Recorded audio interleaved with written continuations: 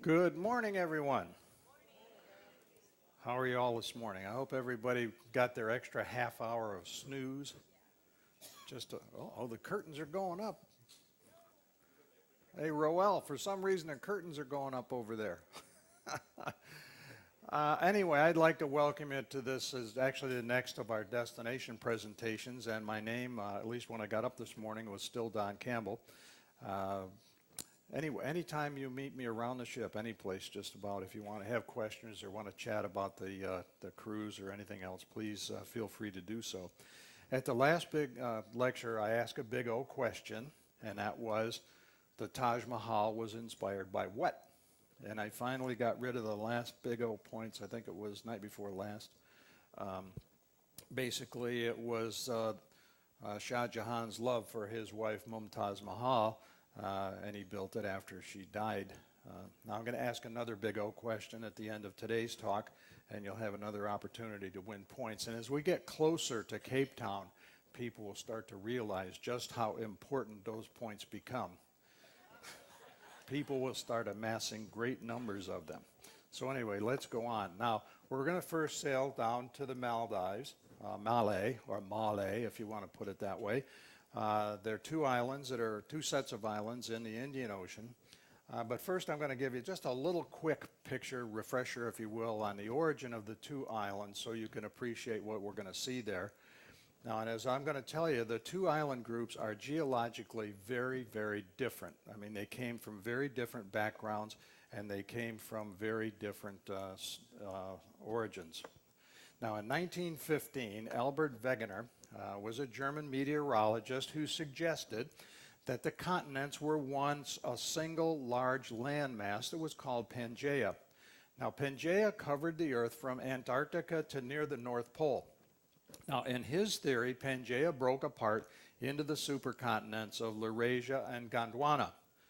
That was quite a controversial at the time because geologists all believed that the Earth was a single solid rocky plate that was changed only locally by earthquakes, erosion, floods, and volcanoes, but they didn't move around. Now, in Wegener's model, when Gondwana first broke away from Pangaea, India and the Seychelles and Madagascar were still all attached to each other.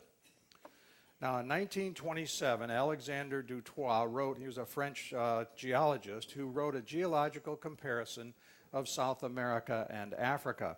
In it, he strongly supported Wegener's theory. In fact, he was the first major geologist to do so. Dutoit proposed that Pangaea broke into Laurasia in the northern hemisphere and Gondwana land in the southern. Now, he named Laurasia by combining Laurentia, the ancient name for North America, and Eurasia, because that's what he saw. Now, he believed that breakup of those two major land masses happened about 225 million years ago. The breakup of Gondwana created a hot spot and a shield volcano system of what we know of today as Reunion Island. It's in south of the Seychelles, and it's one of the most active volcanic plates in the world. Now, the eruptions there have lasted for better than 30,000 years, and the Reunion hotspot last erupted here in 2010, so it's been relatively recent. Now, Dutoit suggested that two supercontinents, Gondwana and Laurasia, further broke apart into the land masses that exist today. Gondwana split into South America, Antarctica, Australia, India, and Africa. At the time, Greenland, North America, Asia, and Europe were still all joined together. They took a little bit longer to break apart, and they were still coupled as Laurasia. Now, India began its 6,600-mile journey to the north. A huge eruption some 65 million years ago occurred just as India passed over the Reunion hotspot. Now, scientists believe that that's when Madagascar and the Seychelles began to separate from India, and the first to break away was the landmass of Madagascar. Now, the Indian plate charged northward at pretty much light speed geologically, and it was heading toward the Asian plate, as I said the other day. It could move faster now because it finally had gotten rid of all the dead weight that was called Madagascar and the Seychelles. Now, it was moving at about 7 inches a year, and that is the fastest that geologists have been able to determine for any landmass in geologic history.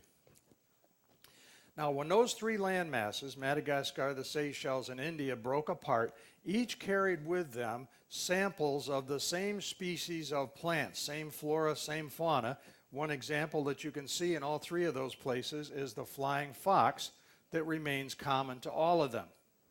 Now, it took nearly 100 million years to complete the splitting up of the Earth's crust into the 12 major and several minor plates that exist today. And plate tectonics and continental drift are the terms that geologists generally use to describe the movement of these very large sections of the Earth's crust. Now, the red arrows on this slide indicate the direction of the various plates and how they're moving in relationship to each other. The stars on the slide indicate where some of the most recent major earthquakes have occurred. Now, all the pushing and pulling and crashing into each other has created a very dynamic Earth. Sometimes mid-ocean fissures are formed as plates start to pull apart, and volcanoes push up where plates collide. But what happens when one plate slides under another?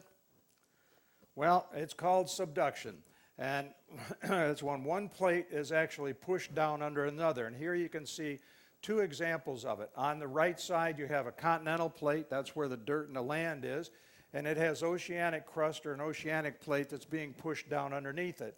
Over on the left-hand side for you, you can see that it's an oceanic plate being pushed under another oceanic plate.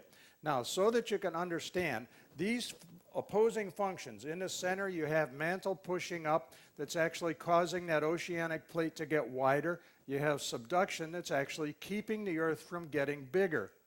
So in one case, the dirt is getting pushed down. The other is it's getting lifted up. But the Earth's diameter stays constant. It stays just as it always was. Now, in the case of the Maldives, where we're going to go first, an underwater portion of that crust over on the left-hand side was actually subducted under by a piece of the Indian Ocean crust. Now, that plate caused a lot of volcanic activity, and those volcanoes came up from the bottom till they reached the surface. Some actually broke the surface a little bit. They pressed up. That was about 100,000 years ago. Then the volcanic activity stopped just as they were getting to the surface, and most of the volcanoes collapsed back in on themselves. Now, that left areas of very shallow water that was above fertile volcanic rock. And over time, corals began to thrive. Now, the corals began to grow, and over time, sand and sediments from dead coral accumulated to form low, flat islands. And Russ talked a little bit about this the other day. Now, at the Maldivian Islands, atolls were formed. Now, an atoll is simply a ring-shaped coral reef and a rim that encircles a lagoon. Monsoons have continually molded its size and shape and changed the reefs over all of the time that they've been in existence. Now, the Maldives Islands are in the middle of a very, very busy shopping route. And over the years, in addition to the coral, many shipwrecks have created additional reefs around these atolls and actually caused new coral to grow on top of the wrecks. And recently, the Maldives even created an artificial concrete reef to increase the number of fish that were available around the islands. But the Seychelles are very different. They're unlike the Maldives. They are not volcanic at heart. Surprisingly, they're not even considered tropical islands from a geology standpoint. They are granitic. Now, granite is so much of an unoceanic rock that its presence usually means it's on a continent. Well, this is a really small continent if you think about it. The Seychelles didn't rise up from the ocean's great depths. Instead, they come up from what's called a broad undersea stage that's much shallower than the surrounding ocean. It's only 1 or 2 miles above the surrounding ocean floor. It's called the Mascarene Plateau, and it measures about 60,000 square miles. Now, you can think of the Seychelles as really just a piece of the Indian, I got stuck with the Italian the other day, the Indian subcontinent, or a continent, that got left behind as India went to the north. So it's really part of India. Now, the spectacular granite outcrops on the Seychelles are among the earliest examples that were cited by Alfred Wegener as evidence of his theory of continental drift. It's still evident today in spectacular rock formations. You'll see them on almost all the islands in the Seychelles, and they're found all around the archipelago. All right, now you know a little bit about the history and the background, at least geologically. Let's sail over to Malé, and you can pronounce it with a deep A or with an R. You can say Marley, but most people say Malé in the Maldives. We will actually be anchoring off of Malé. The island covers about 2 square miles. It's not the largest place in the world. You can really walk around the entire perimeter of the island at a reasonable pace in about an hour. Now, as we tender in, you got to be sure to watch out to the side. You'll see jet aircraft that look like they're taking off and landing in the sea. The airport for Malé is built on an offshore island. It's man-made. It's just near an adjacent atoll. That airport basically is right at sea level, or just maybe 1.5 or 2 above sea level, and it's very easy to see. So it's kind of an unusual sight when you see these very large jet aircraft coming in. Now, all of Malé's island's electricity is produced by local diesel generators. Their drinking water is all desalinated groundwater that comes from wells that are under the city. And you can see on the left-hand side here, you can see 2 little boat-like things coming in. It's over on that side, if we go in where we normally tender into, that we will be entering the island. And that's right near where there's a big public square, the Islamic Center, and so on. We'll talk about that in a minute. The islands average only about 5 feet or about 1.5 meters above sea level. And today they're being threatened by a rise in that sea level. Now, the rise is just 1.5 meters will cause severe flooding problems for more than 250,000 residents on this island. And they've already had storm waves and high tides that have caused problems such as this kind of flooding across the country. Now, that rise is due to global climate change, warming, if you will, and it also has seen an increase in violent weather. Now, the coral islands can erode. They really do. The waves tend to break up the coral islands, cause them to erode. And if the reefs supporting the islands fail to keep up with all of the rising waters that are coming in, the islands themselves will eventually disintegrate. That's a real concern, but right now, it might be as much as 100 years into the future. Geologically, that's a heartbeat. Now, to date, the only recourse the Maldivians have had against potential catastrophe are these concrete retainer walls, and you'll see them around some places. The walls have effectively kept the seas away from key areas that have regularly been hit by very high waves. But constructing the walls around dozens of inhabited islands in the Maldives would be a nearly impossible task, particularly given the relatively small economy of the country. And no retaining wall could completely hold off the ultimate erosion of the land. Nature always wins. One of the first plants to arrive in the Maldives was the coconut palm. It's the tallest tree here, and it's also their national tree.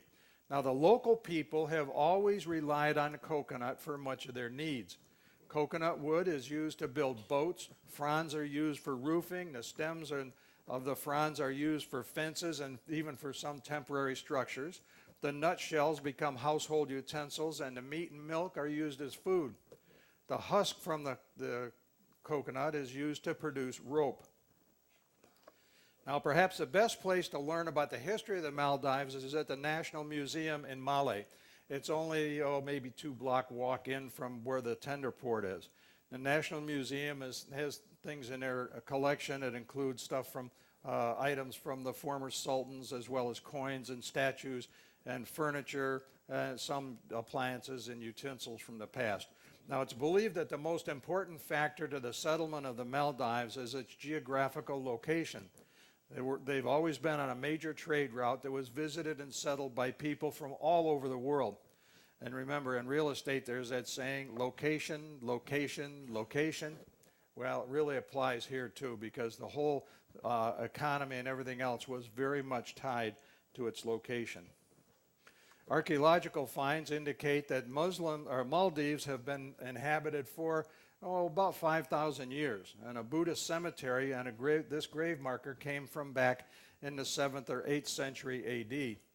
Now it represents Earth at the bottom. You can just see this kind of a big round flat area. That's the Earth.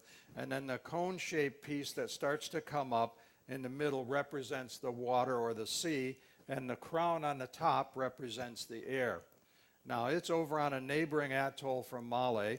And the ruins there from an ancient Buddhist monastery are really kind of a neat archaeological site. The cemetery is believed to have been first used by pre-Islamic Maldivians. Now, in one corner of that monastery's ruins, they found a pit, and in that pit there were cowrie shells, maybe some 62,000 of them. Cowrie shells played a very important role in the Buddhist culture and in the local religion. They were also a form of currency in much of the Middle East and on the Indian subcontinent. Now, Maldives was a mint for the region, if you will. The merchants traded shiploads of rice and luxury items here for cowrie shells. Now, as the area prospered, the Maldives became an important stop for Arab merchants making their way back and forth to the Far East. And he's still fighting with the curtains. Now, there are recorded accounts that they traded things like pearls and spices and coconuts. And today, the surrounding area, the seas particularly around these islands, yield coral, black pearls, mother of pearl, seashells, and turtle shells. And all of that stuff is very often, as you know, used to make jewelry. Now, be aware that some of the items are very expensive on this island, or all these islands, because why? They have to be brought in, or they're very rare. And another thing to take into consideration if you go shopping in the island, to look at things is be aware that some types of shell may be prohibited by your home country for bringing it in. That's also true when we get to Africa. You want to be really careful about anything that's made from ivory. That's a no-no. Anyway, the first Arabs to the Maldives found widespread Buddhist customs and practices, and by the mid-12th century, they had converted the local people to Islam. The Arab conversion of the Maldivian people brought about variations in the local written language that are still in effect today. So you can still see this stuff when you look at their writings in their newspapers and so on. Now, this is a map that was drawn by a French cartographer way back in 1670. Note, you can kind of see the grossly exaggerated size of the Maldives that's on the left compared to Ceylon, or Sri Lanka as we know it today, that's on the right. That difference in size, at least from a cartographic standpoint, really does recognize the importance of Maldives at the time. Now, over time, music and other cultural changes were adapted as new visitors came, new nationalities arrived, new groups of people came to the Maldives. They formed a sultanate form of government that they used to rule. It's kind of like a monarchy. We've seen them in other places. And a sultanate is a government in which the supreme power, the rule, is by one person. Now, the Portuguese occupied the country for about 15 years back in the 16th century. Now, after the Portuguese left, the islands were attacked by southern India. The Maldives fended off the raids only to become a protectorate later on of the Dutch. The Maldives were never part of the British Empire, but beginning back in 1887, they were classified as a Great Britain protectorate. They kept that status until about 1965, and then the Maldives became a republic within the Commonwealth, and the Sultanate was abolished. The Maldives is probably the only country in the world today with a 100% Muslim population. Now, we previously talked about the religion of Islam, and we're just kind of filling a little more as we go, because it's important to your visits in almost all of the places we are seeing. Now, Muslim is an Arabic word that means one who submits to God. And Muslims consider the Quran to be the verbatim word of God as revealed to the Prophet Muhammad. The open practice of any other religion in the Maldives is forbidden and subject to prosecution. So you have to be a little careful when you talk about religion here. The most famous architectural landmark in Malé is a 3-story Islamic center. The center's mosque is the largest in the Maldives, and it can accommodate about 5,000 people. Now it has a golden dome, and you can see it from many, many places on the island itself. But inside there's also interior walls that are decorated with beautiful wood carvings and calligraphy. Now the center houses a library and a conference hall, and it opened in 1984. The mosque is otherwise known today as the New Friday Mosque, and the significance of Friday in its name points to the importance of that day in the week to Muslims. That's when all males are expected to go to their main congregation at noon to receive religious training and advice. These are Muslims that are praying toward Mecca on the steps of the Islamic Center in Malé. Now, the reason Friday is important is that's their beginning of their holy day. And unfortunately, we're going to be there on Wednesday, so people will be able to go see the mosque and so on, unless they're having something special. You can't go in during prayers, but you can go in almost any other time. Muslim practices are enumerated by the 5 pillars of Islam. They are declaring there is only one God and Muhammad was his messenger, prayers 5 times a day, fasting during Ramadan, almsgiving, helping the poor, and a pilgrimage to Mecca at least one during a person's lifetime if they're physically able to do it. Malé's Old Friday Mosque was built here back in 1658. The roof, the window frames, and the doors are all made from different kinds of wood, including teak, sandalwood, and even redwood. It has an interior, and the interior and exterior walls are all made with coral stone, and the walls are very intricately carved with Arabic writings and ornamental patterns. Now, there are several lacquer works inside the mosque, but generally visitors are not allowed to go in. The main building is still used for all daily prayers in the island, and the compound that this sits in also has a number of ancient tombstones that come from past sultans, heroes, and nobles. The mosque was added to the UNESCO World Heritage tentative list in the cultural category. It hasn't quite been elevated yet to a World Heritage site. But here on Malé, women must cover up to go to any mosque. This is what Susie did when we were here a couple years ago. Now, the Maldives is a very conservative country, and appropriate dress is expected of visitors as well as locals. That means covered head, shoulders, arms, and knees for women. Now, across the island, if you are inappropriately dressed, you may be stared at on the streets by the local people. I'm not sure if they will do anything else but stare at you, but that's usually you get kind of the message when they give you a really hard look. Now we're going to quick sail off to the Seychelles, where we're going to have 2 different ports of call. Now, they're situated a little over 990 miles from Kenya. And the Republic of Seychelles is a 155 island country, but only 40 of those are inhabited. It has a population of less than 100,000, so that makes it the smallest of any African country. Now, you can buy things here that are a little bit unique. They have their famous Aphrodite liquor. It's endemic to the island, and it's made from coco de mer. Another typical drink in the Seychelles is palm wine. It's fermented from the sap that's tapped from coconut palm fronds. Half of the land of the Seychelles today is in a protected environmental conservation area, and that includes most of the water surrounding the islands. The country is home to about 100 plant species, and particularly well known is the coco de mer. That's a species of palm that grows on only 2 of the islands. The tree produces the world's heaviest seed pods. They're huge. They might be a meter and a half, or not a half a meter, but a half a meter across, and they weigh anything up to maybe 15, 20 or more pounds. The tree produces those heavy seed pods, and it's sometimes called the love nut because of the shape of the fruit, which resembles whatever you might think it is.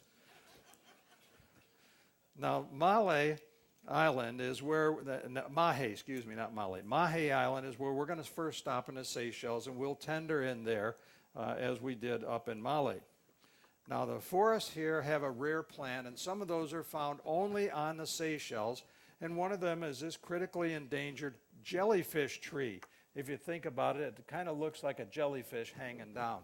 The tree may actually have originated way back in Gondwana land tens of millions of years ago. maybe even hundreds of millions of years. Now, this jellyfish tree was thought to have been extinct. All that was ever found of it were fossils until just a very few of these plants were found back in the 1970s here in the Seychelles. There are 3 existing stands of jellyfish trees on Mahe, and they're protected within the Seychelles National Park. The jellyfish tree has kind of an interesting puzzle for botanists. They haven't figured this one out yet because the seeds from this tree don't seem to be able to germinate in the wild. They've never found any young trees or young plants that have been found in nature. Now, they have been able to get them to grow in nursery and controlled conditions, but not in nature. The earliest recording sightings of the Seychelles was by Portuguese explorer Admiral Vasco da Gama back in 1502.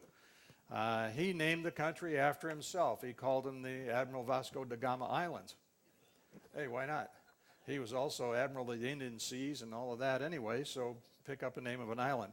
But scholars believe that the people from Australia, Micronesia, Arabia, and even the Maldives were really the first people to come to the Seychelles. Now, relics have been found in the Maldivian area of a mariner from the 12th century. And for many, many years, the Seychelles were little more than just kind of a place for transit when going across between Africa and Asia. They really don't have very much to invite people to stay, so it was just a small place to stop over, get a little bit of a respite. Cinnamon, vanilla, and copra were the chief exports, and to a certain extent still are. The islands were occasionally used as a hideout for pirates that operated basically out of Madagascar, and I'll talk about that a little bit more later on. The whole piracy thing only lasted until the French began to take control back in the 1700s. The Seychelles were given their present name. They were named for Jean Moreau de Seychelles, and he was the Minister of Finance for King Louis XV of France. The British contested France's control over the islands during the Napoleonic Wars. You remember them, the little short guy with his hand in his shirt? Dun, dun, dun, dun, dun, dun, dun, dun, or what? Anyway, the War of 1812 brought that all almost to an end, and then finally, actually in 1810, the French administrator of the Seychelles surrendered the islands to Britain, and Britain immediately placed the islands and all of the people there under a position of neutrality. Britain assumed full control of the Seychelles within 4 years of the Treaty of Paris, and the islands became a crown colony until they were granted independence back in 1976. Then they became a republic, but within the Commonwealth. Its principal product today is coconut oil, and here they still use pretty much the traditional coconut oil production methods. The coconuts are cracked open and they're dried in a kiln for 4 to 5 days to create copra. That's that white, hard coconut meat that comes out of the shell. That copra is then pressed, and the pressing method is still the same as it has been for a long time. They use these oxen-powered mills to press the copra.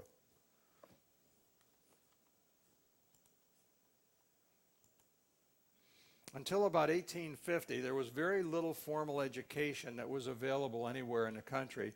And then both the Catholic and Anglican churches came here with missionaries and opened mission schools. In 2002, the Seychelles government census estimated that some 82% of the population today is Roman Catholic, and about 6% are Anglican.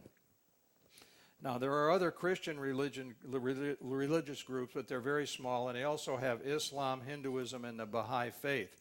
There are no restrictions that are placed on any religious worship by any of those denominations, and there's actually tax-free status that's granted by the government to all churches and temples and synagogues. Although the clergy and civil authorities disapprove, many Seychellois believe in magic, witchcraft, and sorcery. Now, it's not uncommon to consult a local seer known as a bonhomme de bas. Now, for fortune telling, and you get little protective amulets that are or charms, and they're called gris-gris. And they're believed to be able to bring harm to one's enemies. Now, people here believe, archaeologists believe, that African slaves brought over their traditions of the gris-gris and the black magic. And in some ways, the Seychelles folk traditions are very similar to what you might find in the Caribbean, particularly in Haitian culture.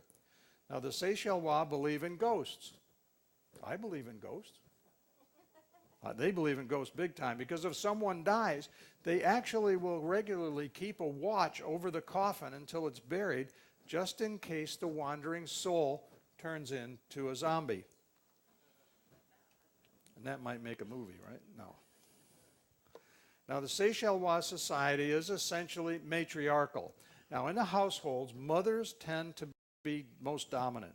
They control most of the expenditures and they look after the children. On the islands, unwed mothers are a societal norm. The law requires the fathers, whoever they may be, married or unmarried, to support their children. Men are important strictly for their earning skills, and they have only a minor domestic role in the family. Older women often obtain financial support from relatives that live at home or from the earnings of grown children who have moved away from home. Mahe is the largest island of the Seychelles, and on the island you'll find the country's capital, Victoria. That's where we're going to be. In 2010, the population here was about 80,000, and it's home to nearly 90% of the country's total population. Tourism on a large scale, relatively large scale, began only 40 years ago when they finally opened the country's international airport. But tourism has been quite volatile, and it saw a very sharp drop back in 1991 during the first Gulf War, and we got into the second Gulf War. More recently, the business was impacted by the activity of the Somali pirates in the water surrounding the islands. And I'll speak quite a bit more about that in an upcoming presentation on piracy in the 21st century. This island had really seen a big hit because of the activity of those people. Praslin is our second largest island in the Seychelles with a population of only about 6,500 people. It was originally named Ile de Palme by the French explorers back in 1744. And then 22 years later, it was renamed Praslin in honor of a French diplomat, the Duke of Praslin. Praslin is primarily a tourist destination, has hotels, resorts, and a number of beaches. The beautiful Vallée de Mai Nature Preserve is a site of the Coco de Mer and many, many varieties of vanilla orchids. So it's a kind of a lovely place to visit, and it's one of the few scenic things that you can really enjoy here, as well as the beaches. The beaches on this island are spectacular. Now, legend has it that the British Governor General of Khartoum, back during the British era in India, was convinced that the Vallée de Mai was the biblical Garden of Eden.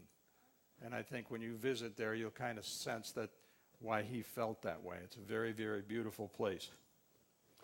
Now, I hope you've enjoyed this presentation about the Maldives and the Seychelles. And this, as before, this lecture will be on the stateroom televisions on Channel 27. Be sure to watch for future lectures. Now, the next one, as far as I know, is our first day after we leave after we leave Mali. So tomorrow afternoon, I think we might have one. And then the next day, there'll be one about ancient pirates and then one about modern day pirates. So now for the big old question. And I have the points with me somewhere, right there. 2 points. Be the first person, just one person this time, to find me after 5:30 p.m. today with the correct answer and get 2 points. What form of currency was used in ancient times in the Maldives? Now that's a real easy one, I think, hopefully. Anyway, I have a few minutes, so we can take a couple of questions, and then we might have to vacate because coming up in about 25 minutes is going to be trivia, and I know nobody wants to miss that. So any questions? Yes, sir.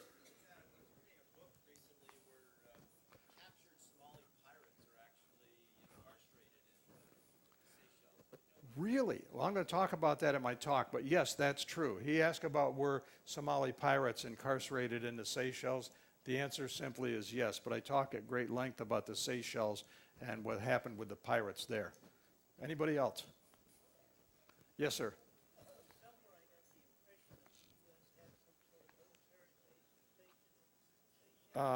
He says he had the impression there was a U.S. military base on the Seychelles. Well, not really. There have been U.S. military ships. There is a drone facility there that were all tied to the pirate activity. But the Seychelles have always just been kind of a nice, peaceful little backwater set of islands. There hasn't been really much going on. Yes, ma'am. The people on the Maldives are generally people who came from all over the world, but many of them came from southern India. They are largely Muslim. In fact, they are officially Muslim. They look like the people from southern India. They're relatively dark-skinned. They look like everybody else, but they have darker skin.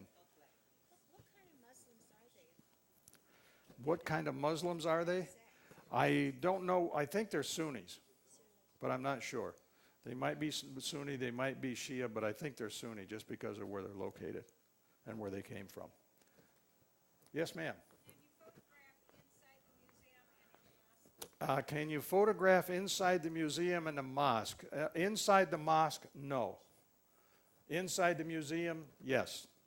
In fact, I have lots of pictures from inside the museum, and they'll be available for sale. No, I won't do that to you.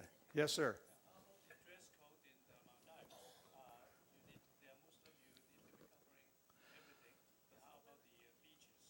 Well, on the beaches, the women would have to have a full abaya. No. On the beaches, it's just beachwear. Okay, there's not a big deal about beachwear. Now, you'll see Muslim women on the beaches a lot of times will be literally wearing an abaya as they go out into the water. So it is a little bit different. But as far as being on the island, walking around in public, women have to be appropriately dressed. They kind of frown on really super sporty Western dress even for men. So you'll see most of the men have on long slacks, and they won't necessarily have on long sleeve shirts, but they'll have on shirts. You won't see very few people with tank tops or anything like that. Yes, ma'am. Do they take American money? Yes, ma'am. They take American money, English money, Russian money, German money, plastic money. They don't take monopoly money. I don't know if there's a charge. Every time I've gone there, it's just been open. I don't think there is a charge. I think it's open to the public. It's not a really super big museum, but it gives you a really good sense of the history of the country. Anybody else? Last chance. He's trying to get you to raise your hand. Okay, ladies and gentlemen, thank you very much. Have a great remains of the day and really enjoy the islands.